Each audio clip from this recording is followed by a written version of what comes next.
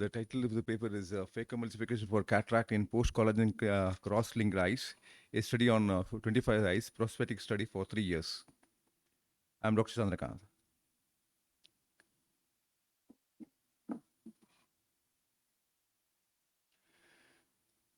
The aim of the study is to study the visual acuity, complication, progression in collagen cross-linked eyes with cataract after Phako emulsification with foldable intraocular lens implantation.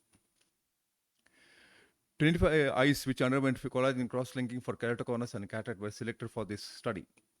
A minimum period of 3 years after collagen cross-linking was the cutoff period. All eyes had undergone collagen cross-linking elsewhere. It was a prospective study. Patients with any systemic diseases were excluded from this study. This is a demographic pattern. As you see, majority of the patients are between 25 to 45 years. This is a graph. Duration of C3R and Phako. 6 eyes had, 12 eyes had 6 years post C3R, 8 eyes 5 years post C3R, and 5 eyes 4 years post C3R. This is a graph. Best character visual acuities pre-operative was 618 in 2 eyes, 624 in 5 eyes, 636 in 7 eyes, 6 by 60 in 11 eyes. What are pre-operative investigation? The visual acuity, refractive status, dynamic and static.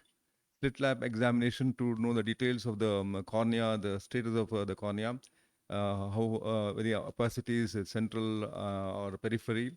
Topography, patchometry in all cases. This was done to see whether there's a progression after the cataract surgery. Then you got a scan, optical. Formal use was SRKT with Barrett's also. Clear corneal incision on this is operative procedure. Clear corneal incision on the steep meridian, capsular axis.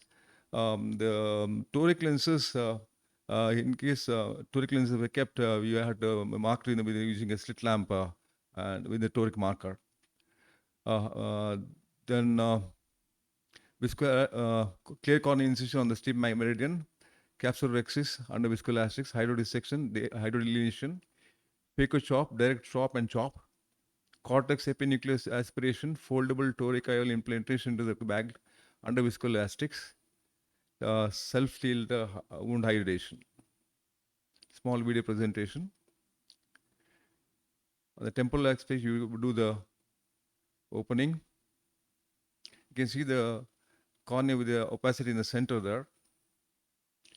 Viscoelastics after the interior capsular axis around 5.5 to 6 millimeters. Hydrodelineation, dissection, loosen the nucleus. Then you start the Phako emulsification.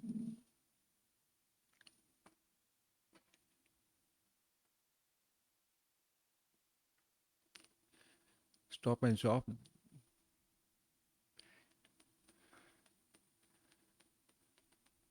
Epinucleus is removed under viscoelastics.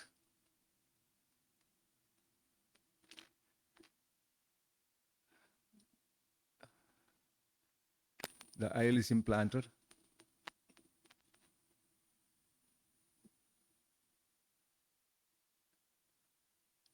Is placed in the bag.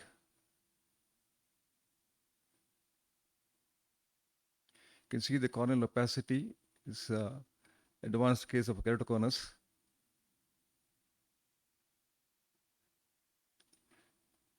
Take care to see that it is the toric lenses are kept in the proper axis, so it is already marked. This is a visual acuity chart. At the end of 3 years, 5 eyes had 6 by 6, 8 eyes had 6 by 9, 6 by 12 in 6 eyes, 2 eyes had 618, 2 eyes had 6 by 24, and 2 eyes had 6 by 36. Results at a glance. 5 years had a character visual acuity of 6 by 6, 8 eyes 6 by 9, 6 eyes 6 by 12, 1 eye had 6 by 36. At the end of 1 year, 1 eye had an posterior capsule opacification without YAG capsulotomy. To conclude, eyes with keratoconus and cataract could be managed well by taking precautions in case of the opacity on the hazy cornea, with the abundant use of viscoelastics and keeping the lower parameters on a Phako parameters. These are my references. Thank you.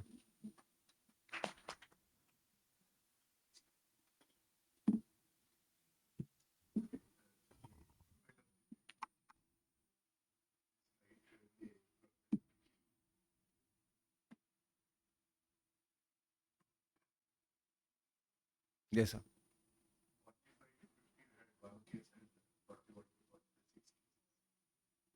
No, six, that will be 11. Yes.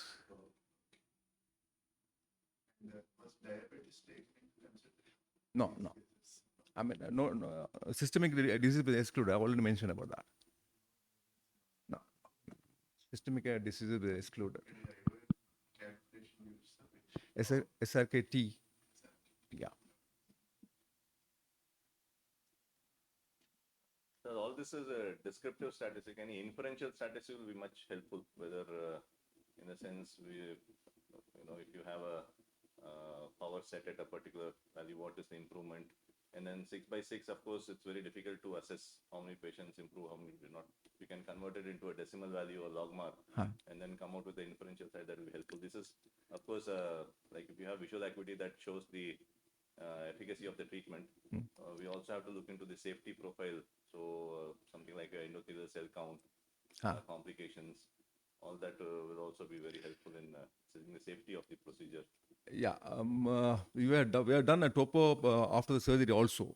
After 1 year, we had done a topography and a patchometry, everything to see whether there is a progress of the keratoconus in these days. There was no positive thing on that. You can see that here. So that's it's not mentioned because I didn't mention that because there was no proper inference we got from that. There was no progression like that. Yeah, but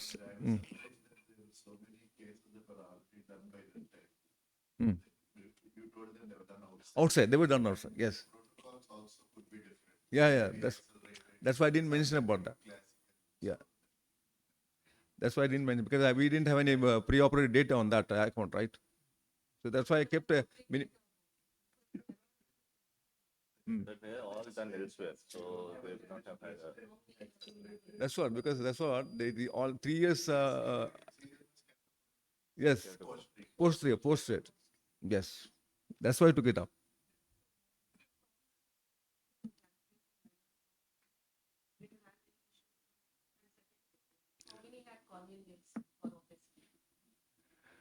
Uh, So that's where the difficult Phako emulsification. yeah, that's why I took this particular video because of that opacification. I took that video, but I think we didn't have much problems on that account. We use and all these cases we use high-end viscoelastics and all, and for the main part is the rexis part which you have to do staining and all. But then with the high end of Phako machines, I think it's not a big problem. Welcome. Welcome.